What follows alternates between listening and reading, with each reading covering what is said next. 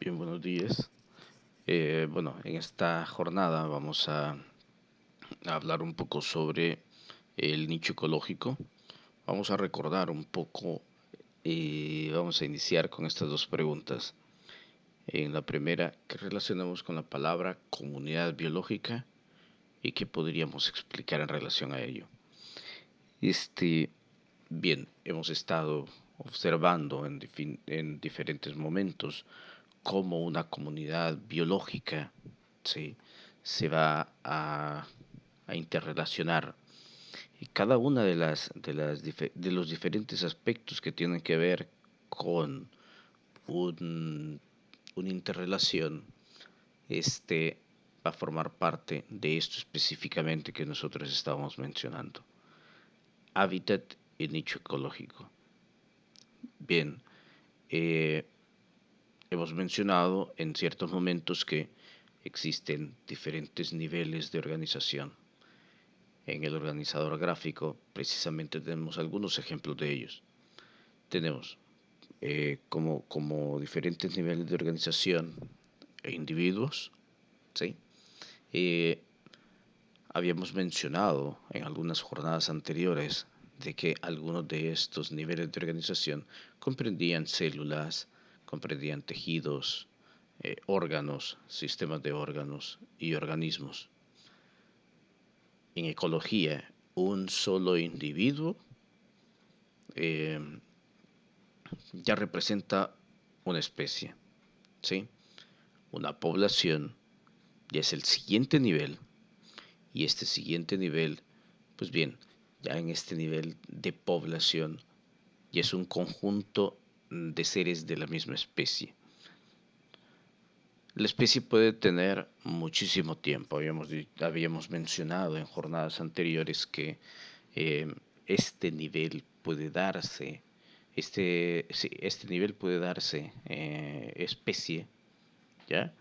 Esta especie fundamentalmente nosotros la tenemos en cierto espacio de tiempo, a diferencia de una población que solamente va a mantenerse en un tiempo y espacio determinado. Por ejemplo, el género Homo sapiens tiene más de 10.000 años, ¿sí? Y ha existido en diferentes generaciones, diferentes poblaciones se han dado en ese momento. Bien, también nos hemos interrelacionado con el medio ambiente, con otras especies, con los mismos seres humanos. Muy bien, entonces en este caso, individuos como el ser humano viven en hábitats diferentes, interactúan con diferentes individuos, ¿de acuerdo? Está en esta misma imagen el plancton, los peces, algunas plantas, ¿sí? Van a compartir un hábitat específico. En este ejemplo que estamos mostrando es el acuático. Tenemos plantas también como microorganismos. Algunas van a ser autótrofas, ¿verdad? Es decir, que van a realizar fotosíntesis. Entonces, a diferencia del hábitat, el nicho ecológico muestra diferentes especies que se van a estar relacionando entre sí. El nicho, ya propiamente definiéndolo, va a representar el rol que cada especie, ¿sí?, que cada especie va a tener en el ecosistema, en las comunidades biológicas que hemos estado mencionando. Muy bien, podemos mencionar entonces que el hábitat se va a referir a todos los aspectos físicos y químicos que va a tener o que va a utilizar una especie. En este caso, el hábitat se limita solamente al conjunto de factores físicos. Por ejemplo, en un bosque los árboles pueden servir de hábitat a diferentes organismos. Pueden ser pájaros, pueden ser algunos mamíferos pequeños como ardillas, pueden existir insectos, entre varias otras especies. Tenemos, por ejemplo, aquí las zarigüeyas tienen su hábitat bajo el suelo. Otros, como ranas, tortugas, pueden vivir en cuevas, pueden vivir debajo de piedras o pueden vivir en hojarasca humedecida. Será igual diferente para el tiempo lluvioso que para el tiempo seco. ¿Sí? Pueden vivir algunos cerca de cuerpos de agua, algunos van a estar específicamente en ambientes lóticos, otros van a estar en ambientes lénticos, pero en fin, serán acuáticos, ¿sí? Algunos pueden mantener cierta tolerancia a la sal, otros no van a tolerar la sal. Va a representar, por lo tanto, gran variedad de especies. Los hábitats acuáticos o terrestres responden a ciertas características climatológicas, ambientales y geográficas. Se recuerdan los biomas, responden exactamente a esas características también, climatológicas, ambientales, geográficas. La radiación solar en el desierto no va a ser la misma, ni la calidad de radiación que la que existe en los polos. Va a variar, ¿de acuerdo? Va a variar. Muy bien. Bueno, ya vamos a ver la figura 9. En la figura 9 fundamentalmente se muestra, vamos a observar en la página 222 de su libro, una jirafa. Y esta jirafa se va a encontrar buscando su alimento. Abajo se van a poder observar ahí un par de, de cebras. Y en algún lugar que por ahí no se puede observar, algún depredador. Sí. En este caso, ese sería su hábitat. ¿De acuerdo? El lugar donde viven. Pero bueno, sigamos. Pero independientemente del tipo de hábitat que tengan los individuos, van a interactuar con otros organismos de la misma especie o con otros, estableciendo relaciones de diferente tipo. Bien, recordando un poco que a todas las relaciones que se den entre su misma especie se conocen como relaciones intraespecíficas. En estas relaciones intraespecíficas, como los mencionábamos en la parte de poblaciones, algunos de ellos van a competir por ser el macho alfa de la manada, por ejemplo. Esas son algunas de las relaciones. Van a competir por alimento, van a competir por espacio, van a competir por ser el líder de la manada. ¿Sí? ¿Qué beneficios le trae? Bueno, ma mayor espacio, mejor alimentación, capacidad de reproducción. Eso les trae. Esas son algunas de las relaciones que se dan intraespecíficas. Y pueden darse también con otras especies. Estamos hablando de relaciones interespecíficas. Igualmente, aquí, en este punto ya las relaciones ya no son tan reguladas de dentro de la población, sino con las especies que se encuentran fuera. Va a tener que va a tener que competir por alimento con otras especies y formando de esa manera las redes tróficas. En las interespecíficas existen algunas relaciones de tipo beneficioso y otros que no les van a brindar ese tipo beneficioso. Algunas de estas pueden ser parasitismo, ¿sí? Sale perjudicado, esta especie sale perjudicada.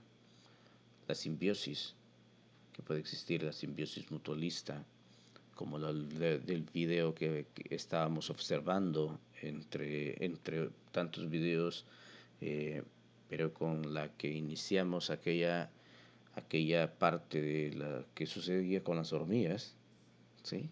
Para quién era el alimento que transportaban, y llegamos a la conclusión, al descubrimiento que fundamentalmente es una simbiosis. ¿Qué es lo que pudimos observar? Hormigas, hongos y algunas bacterias, ¿verdad? Bien, también puede existir una competencia por espacio y por alimento. Entonces, vean, como ejemplo de las relaciones interespecíficas, está el parasitismo, cuando hay uno, el que perjudica, llamémosle de esa forma, el que perjudica va a ser de mucho menor tamaño, va a parasitar a otro. Pero también está el depredador.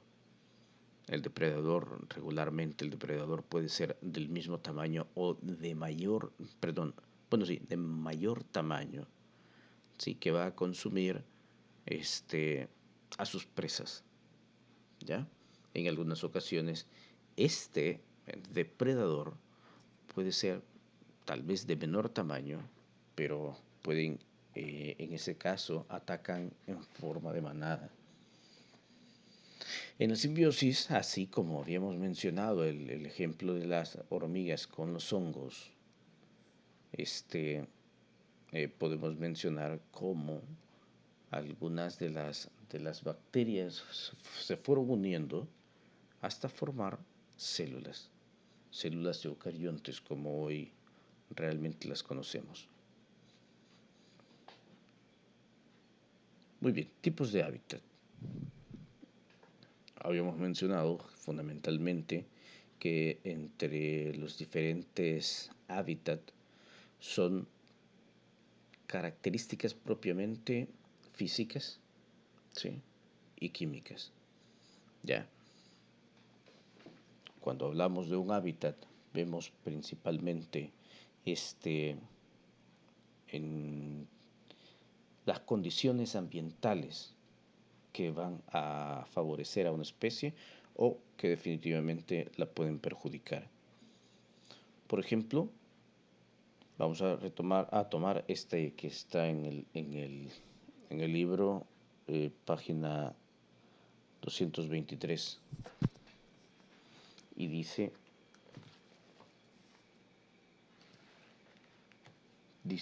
lo siguiente. Así, por ejemplo, en un hábitat boscoso pueden vivir robles, arañas o pájaros carpinteros, pero no es el hábitat adecuado para que vivan camellos o peces, ¿sí? Entonces, estas condiciones van a ser diferentes a la adaptación que ha tenido con el tiempo eh, las diferentes especies, ¿sí? Esto es muy importante, esto es muy necesario reconocerlo, porque va a implicar la palabra clave que mencionamos en otro momento cuando estábamos viendo la parte de los biomas. Será la adaptación, ¿sí? Tendríamos que dentro de esta condición, la formación de hojas, la transformación de hojas en espinas está favoreciendo algunas de estas especies precisamente para no disecarse. El hecho de que existan algunos peces, por ejemplo, en agua salada y otros en agua dulce, pues los de agua dulce han tenido que adaptarse a esas condiciones, ¿sí? Mencionábamos hacíamos la referencia de qué sucedería al llevar una especie de agua dulce a una región donde hay solamente agua salada y lo contrario, bueno, viceversa. ¿Qué sucedería de llevar una especie eh, de agua salada a una región de agua dulce? Y ya habíamos observado, ya habíamos mencionado también eh, que unos pueden inflamarse, llenarse de agua, y otros todo lo contrario, y puede implicar muerte. ¿Se recuerdan? Bien, en relación a la superficie y bajo del suelo, los organismos son descomponedores, podemos encontrarlos en ese hábitat. Por ejemplo, hongos, bacterias, perdón, habitan en la superficie o debajo del suelo. Organismos como el lombriz de tierra, bacterias, van a presentar adaptaciones para vivir con poca luz solar. Con poca luz solar, pero además van a tener ciertas condiciones para que esos sitios tengan cierta humedad. Porque si no, por ejemplo, un hongo no va a generar su seta si acaso no tiene las condiciones necesarias eh, para poder sobrevivir. No se va a observar la seta. Recordemos que la seta del hongo es la parte ya reproductiva. Ahí vamos a encontrar las esporas. ¿Sí? Muy bien, entonces, con esto finalizamos superficie y bajo del suelo. Ahora hablemos de sabanas y praderas. Ya habíamos mencionado equivalentes ecológicos entre las sabanas y praderas, ¿verdad? Vamos a mencionar únicamente entonces que estos ecosistemas van a recibir precipitaciones de manera frecuente, lo que va a favorecer el desarrollo de diferentes hábitats, cuevas, grietas entre las rocas, el dosel de un árbol. El dosel de un árbol se manifiesta o se relaciona de forma sinónima con la altura. El dosel de un bosque pues va a estar diferenciado por algunas especies representativas. Por ejemplo, el nivel de dosel más alto en un bosque pueden ser de coníferas. Por la altura de las coníferas pueden ser coníferas. Pueden existir otros árboles de menor tamaño, que sería, bueno, todo esto está estructural en un ecosistema. ¿Sí? Es una forma estructural de lo que estamos mencionando. Un tronco de un árbol, sí, puede estar este tronco de árbol caído como talado, ¿sí? Pueden ser diferentes las especies que va a estar ahí, precisamente por la posición y gravedad y cómo actúa la gravedad en el árbol, la que va a permitir también ese tipo de especies. En este caso, como estamos mencionando, sabanas y praderas, pues podemos mencionar varios tipos de pastos, ¿sí? Por ello, van a existir algunos animales de pastoreo, van a existir, por ejemplo, algunos canguros, cebras, ganado, eh, especies muy relacionadas genética y evolutivamente, ¿sí? Con el ganado, ¿sí? Principalmente estos van a ser unas zonas de transiciones entre los bosques y las estepas. A esta parte le llamábamos entonces ecotono, porque va a tener tanto de un ecosistema como de otro ecosistema, que en estos sitios, recordemos un poco de lo que mencionábamos, eh, por ejemplo, en los bosques, en el bosque del área natural protegida de Santa Clara, mencionábamos que existen algunas condiciones, por ejemplo, en el bosque de amortiguamiento, existirán especies que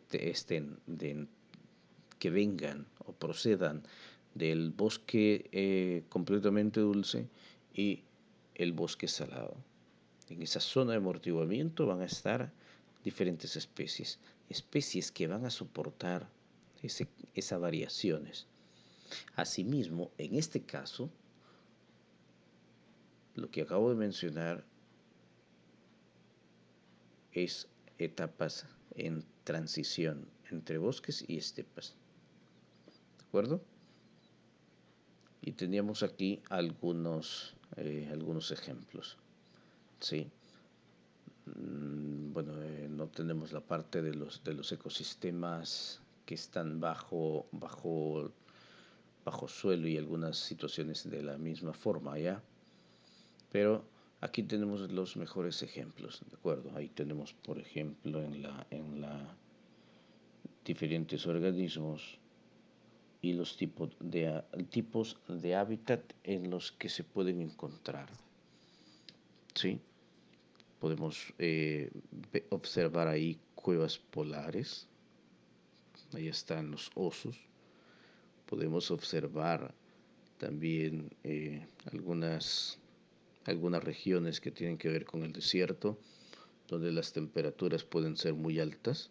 Algunas pueden estar arriba de los 60 grados Celsius.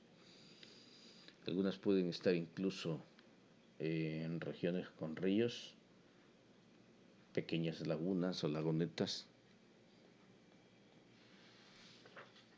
Podemos encontrar diferentes tipos de ecosistemas también marinos, como ambientes, eh, como ambientes, ¿cómo explicar? Ambientes necesariamente ya establecidos. ¿Sí? Bien. Veamos ahora esta parte que tiene que ver con el nicho ecológico. Cuando hablamos de nicho ecológico, necesariamente vamos a mencionar un poco de los ecosistemas. Los ecosistemas es el punto clave de las diferentes interrelaciones en las comunidades, en las diferentes comunidades. El ecosistema, bueno, es un sistema natural del cual hemos estado mencionando, que todo lo que acabamos de mencionar del hábitat, el hábitat con sus diferentes especies. Vamos a encontrar concretamente algunas especies que van a representar todo un conjunto de bienes y servicios a sí mismos dentro del ecosistema. Vamos a tener un ecosistema como en el de la izquierda y nosotros lo vamos a poder dividir, así como hicimos el ejercicio de identificar todos los factores bióticos y abióticos. Acá es algo muy similar. Vamos a ver la parte biocenosis, la parte del biotopo, ¿sí? Y esto tiene que ver con la interacción. Si solamente existieran la parte de biocenosis, sería muy difícil, sí, observen, sería muy difícil el poder apreciar el mismo recurso paisajístico del que hemos estado mencionando. Vean, no, y de la misma forma, solamente las especies no podrían sobrevivir.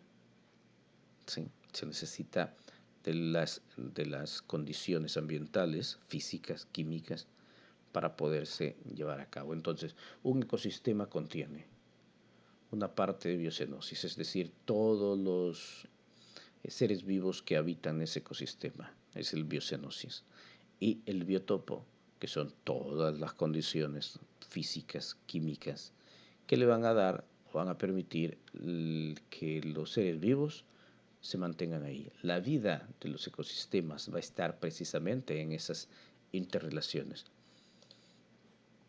Habíamos mencionado un poco eh, que se da por medio de niveles de organización, se da precisamente este conjunto de características que va en evolución, así como se da en las sucesiones ecológicas, ¿sí?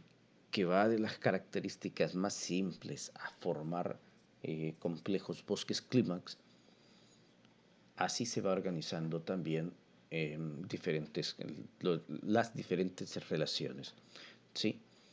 Un individuo puede ser precisamente cualquier ser vivo, puede ser un organismo, puede ser unicelular, puede ser pluricelular, en fin o en definitiva, una sola especie, ¿sí? Una especie determinada, ¿ya? Ese puede ser el individuo, una especie. Ahora bien, cuando se unen diferentes seres de la misma especie, forman una población. Una población ya es un grupo de estos individuos que van a ocupar un área determinada en un tiempo determinado. Recuerden ustedes que no puede ser una población si el caso este, pues no, pues no se encuentra en el mismo tiempo y espacio. Y la comunidad va a ser el conjunto de interacciones que se va a dar precisamente de esa población. Veamos un poco esta parte por las diferentes especies que pueden observarse. Vean la gran cantidad de insectos que existen, ¿sí? La gran cantidad de insectos, la cantidad que existen de artrópodos. Me resulta muy interesante la cantidad de plantas superiores en comparación a las pocas algas que se pueden encontrar. Observen los hongos, ¿sí? Hongos es relativamente una pequeña parte de todo ello, comparándola con los insectos. Es igual que los protozoarios y moneras, ¿sí? Tenemos entonces vertebrados e invertebrados que no son ni artrópodos ni insectos. Interesante, ¿verdad? Hablando un poco más de esto, teníamos eh, ecosistemas humanos, ¿sí? Ecosistemas humanos. Deja de existir un equilibrio de forma natural eh, y vienen a convertirse en grandes urbes, pero son ecosistemas también, ¿sí? Algunos de estos ecosistemas son más complejos que otros. Bueno, habíamos dicho entonces que el hábitat va a ser precisamente el lugar, las condiciones donde vive una especie. Nicho ecológico, por lo tanto, se va a referir a la función que éste va a desempeñar en el ecosistema, es decir, de qué sirve y de qué se ocupa.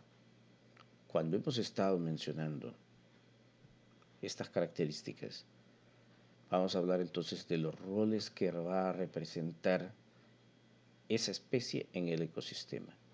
Hábitat, pues meramente el sitio donde viven diferentes especies. Pero la función que va a representar, por ejemplo, esta es una hormiga relativamente obrera, ¿sí? Eh, Habrán por ahí otros tipos de hormigas que contienen alas incluso. Se encontrará por ahí también la reina, ¿sí? Además, esta hormiga, aparte de representar un rol dentro de su población, va a representar también una fuente o una especie de vector que se va a encargar de ir a buscar alimento, a introducirlo en el nido de hormigas para poder alimentar el hongo. ¿Sí?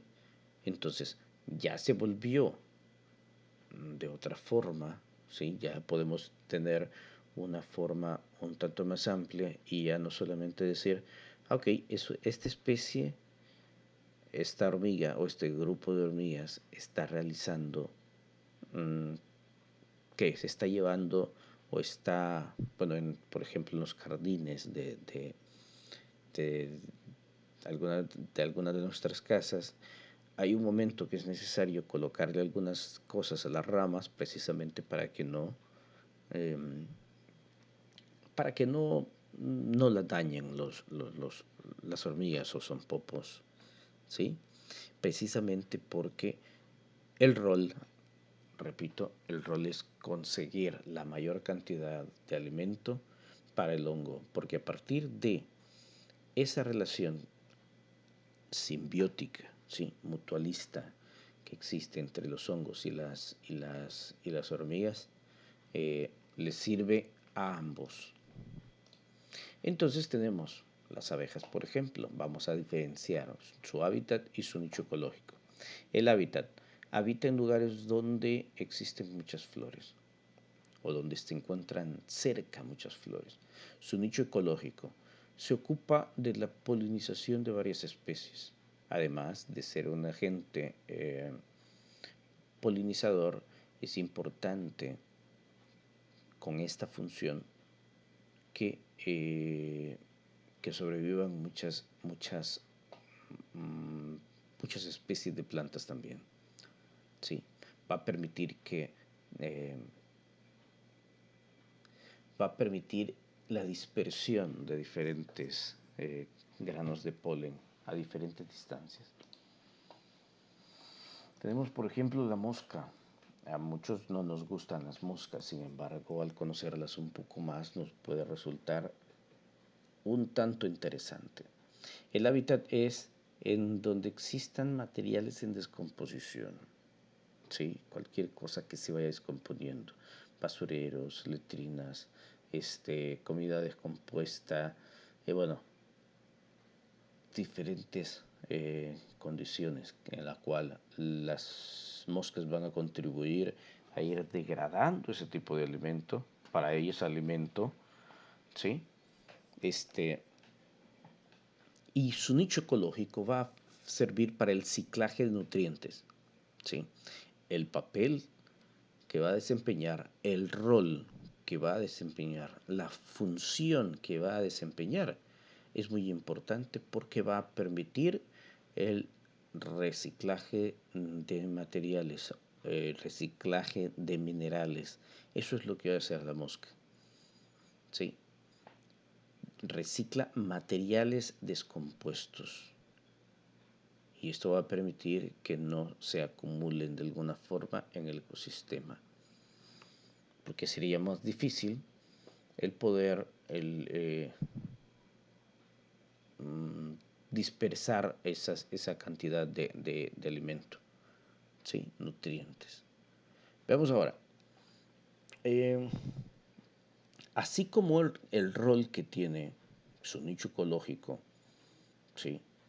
También el rol más importante que puede tener cualquier tipo de especie es formar parte de una cadena trófica.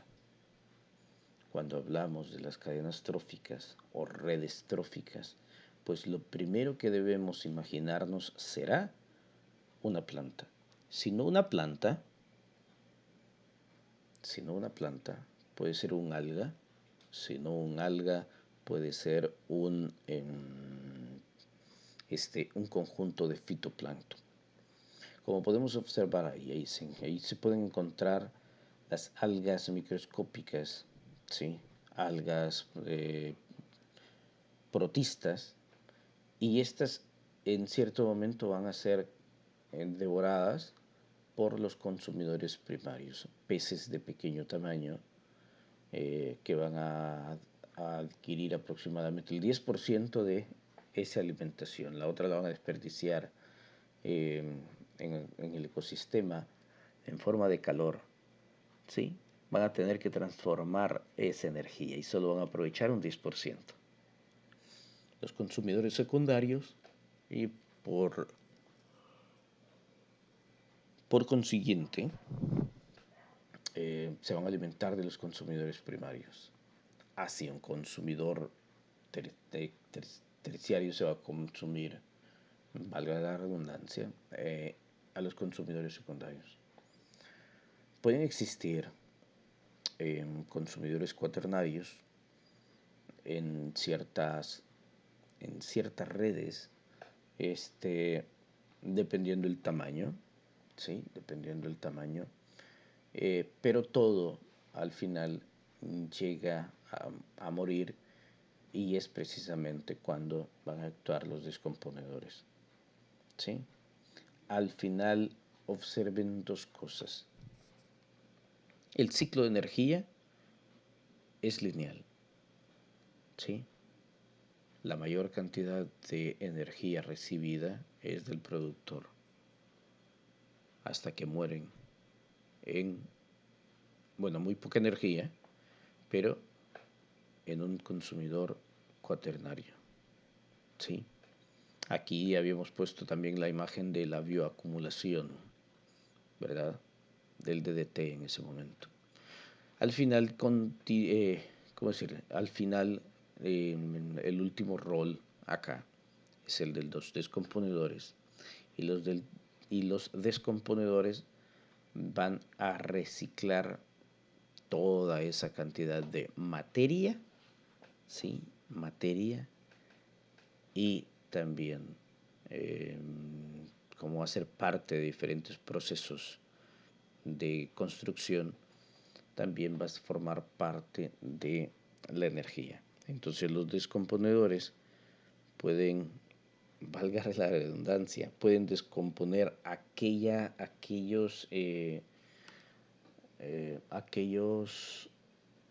especies, ¿sí? Aquellas especies que hayan muerto, y su objetivo principal es lo contrario al de las plantas. Vean, los consumidores primarios, secundarios, etcétera, son intermediarios de lo que hacen los productores y los descomponedores.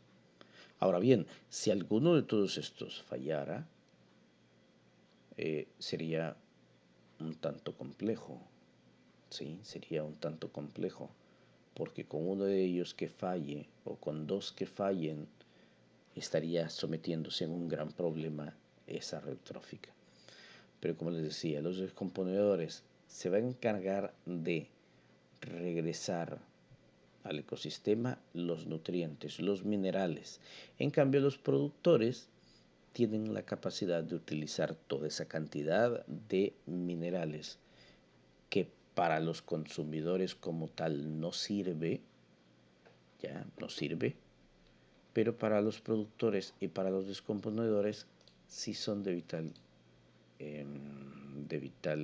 ¿cómo decirles?, importancia. Habíamos mencionado cómo la energía se pierde, ¿sí? Se excreta en forma de calor, ¿sí? Mucho. Vean la pirámide de energía, la gráfica de energía. ¿Qué nos está indicando? Que va a aumentar dependiendo el consumidor. No, ¿verdad? ¿Qué va a suceder? La mayor cantidad disponible de energía precisamente es en los productores, ¿sí? Ellos son quienes obtienen la mayor cantidad de energía. Tenemos aquí una red trófica muy parecida a la que habíamos observado en la página. Perdón, no. Esta imagen es muy parecida a una actividad que tenemos. Revisen la guía, Yo no estoy seguro si esta actividad es la actividad 1 o la actividad 2. Hay que observar quién consume a quién, ¿sí? ¿Quién consume a quién? ¿Quién al final va a ganar en toda esta, carrera de la vida en un ecosistema?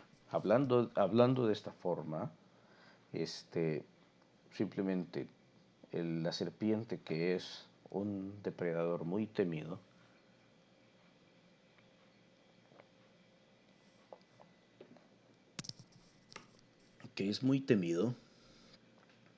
al final va a terminar siendo devorada por otro. ¿Sí? Va a terminar este, siendo devorada por otro, o al morir, pues bien, resulta que va a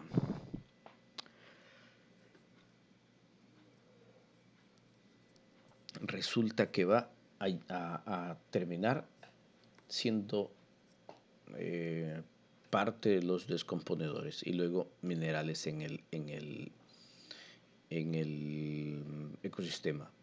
Bien, la naturaleza es eficiente, sí, muy eficiente, sí, pero algunas leyes de la física no. Entonces, la naturaleza va ¿cómo decirles? A mantener, ¿sí? Un 10%, nada más. Se va a desperdiciar en forma de calor, ¿sí? Se va a desperdiciar en forma de calor y va hacia, hacia el ambiente también, ¿sí?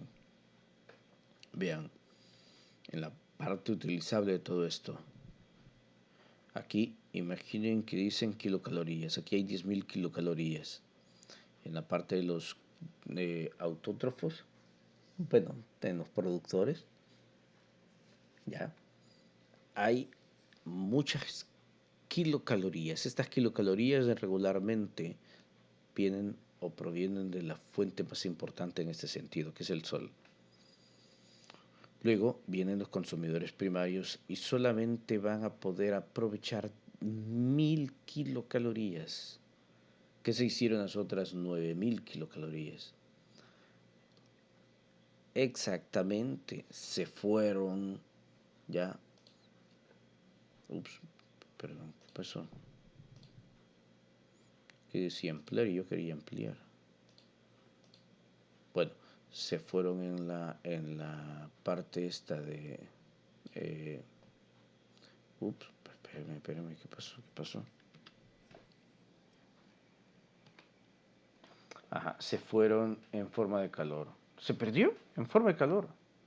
Sí, lo cual está indicando que un 90% se desperdicia de esa forma. O sea que a nosotros como humanos solo nos llega un 10% de todo lo que estaba destinado al ecosistema. ¿Sí? Nos llega muy poco. ¿Sí? Bueno, aquí tenemos entonces algunas relaciones de lo que se caracteriza para los diferentes nichos también. Espero que se haya comprendido este contenido de los nichos y si no, nos vemos en una ¿cómo se llama? Jornada sincrónica, ¿sí? Se les estaría notificando y de esa forma realizar algunos ejercicios y algunas preguntas que aún quedan pendientes. Recuerden que esta es previa, o sea, esta presentación, la acabo de mencionar, justamente previa a las diferentes actividades como estrategias de enseñanza-aprendizaje que tenemos en la guía. Así que recuerden que estar frecuentemente descargando las guías, eh, viendo lo de la plataforma, trabajando en las diferentes actividades, no solamente las actividades que abrimos en la clase, sino también así, de forma voluntaria, eh, ¿cómo decirles? Autónoma, está resolviendo las diferentes temáticas que tienen que ver en la plataforma. Bueno, por último, vamos a ver. Este, veamos este pequeño ejercicio. Dice, suponiendo que la eficiencia ecológica es de un 15%, y si las plantas verdes en un área capturan 10.000 unidades de energía del sol, llamémosle calorías, pongámosle nombre, 10.000 calorías, pero solo se aprovecha el 15%. ¿Sí? ¿Cuántas unidades de energía estarán disponibles para mantener a los consumidores primarios? ¿Sí? ¿Cuántas? Los consumidores primarios, habíamos mencionado, si se va perdiendo 90%, bueno, acá dice que la eficiencia, sí, la eficiencia va siendo del 15%, le está dando incluso más. ¿Da? Se pierde acá únicamente el 85%. ¿Sí? De los consumidores primarios, la otra parte se pierde en forma de calor. Igual los consumidores secundarios se van a perder en forma de calor. Los consumidores terciarios se pierden en forma de calor. Esto es la pirámide que va a estar demostrando. Fíjense bien lo que voy a mencionar en este momento. La pirámide de energía. Eso es lo que estamos representando acá. La pirámide de energía, lo que nos indica que los consumidores terciarios tienen poca disponibilidad de energía. ¿Sí? Vean, son muy demandantes, pero la cantidad de energía de la que disponen es muy baja. Si ustedes invierten esta pirámide, les quedaría de esta forma. ¿Sí? De esta forma. ¿Y qué es lo que nos está indicando? Que los productores necesitan, ¿sí?, poca cantidad de nutrientes. Son productores, ¿sí? Poca cantidad de nutrientes. Porque ese es el objetivo y el nicho del que hemos estado hablando, ¿ya? Nicho, ¿sí? Con poca materia, hace mucho los productores. En el siguiente nivel tenemos los consumidores primarios y nos está indicando que la cantidad y calidad de la masa que pueda consumir o que pueda tener es todavía bastante. Pero en cuanto vaya pasando a los consumidores secundarios, se va a perder energía, pero se necesita mayor cantidad de alimento. ¿Sí? Se necesita más alimento. ¿De acuerdo? Y así cuando ya llegamos a la pirámide invertida, los que más alimento necesitan, por tanto, son los consumidores terciarios. ¿Sí? Bueno, veamos esta parte entonces. Nos vamos a la estrategia y en la primera vemos un nicho ecológico. Sí, vamos y resolvemos ¿cómo se llama? La actividad en la plataforma, por favor. Ok, bueno, en este caso es únicamente una actividad.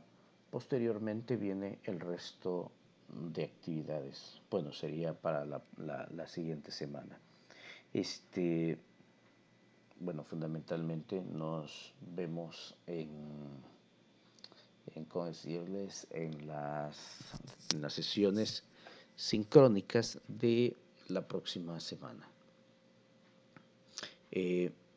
Si al caso se genera, bueno, se dice que tenemos que generar el enlace, luego o sea, en un par de minutos se les estará avisando, ¿de acuerdo?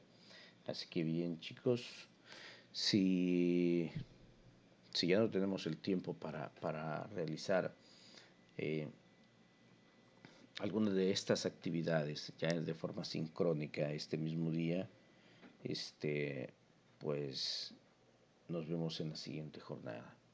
Pasen feliz día.